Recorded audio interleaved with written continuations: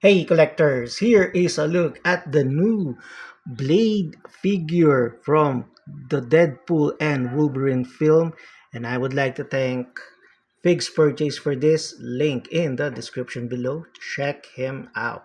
At the back of the box, there is a close-up shot of Blade and a short information about the character, plus the other figures for this wave of Deadpool and Wolverine movie figures.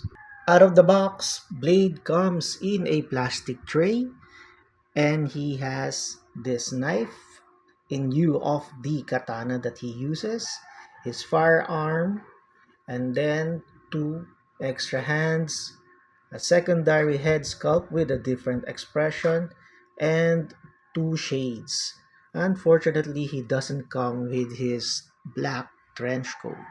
And here is the figure out of the box. He stands above 6 inch tall and is fully posable like all the other figures in the MCU line of Hasbro. And he has a lot of details with the sculpting of his new costume for the film Deadpool and Wolverine. Here is the backside of the figure, and there is still a lot of details. And what you can see in the film, it is mirrored here in this action figure. Although I am a little bit disappointed because there are not a lot of weapons included with this figure. Because of the posability of this figure, there are a lot of stances that you can put Wesley Snipes in, and as you all know, he is a real life martial artist. But I suggest using an action figure stand when you want to put in some dynamic poses so that it won't fall from your display. And also be careful when you are manipulating those joints.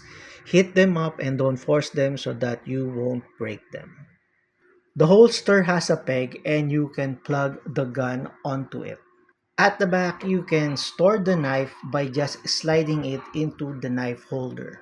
And to complete his badass image, slide in his shades. But be careful because it's very small and would easily pop off from his head. Though the likeness of the actor Wesley Snipes is captured here by Hasbro, the lack of accessories is what makes this figure a little bit of a disappointment.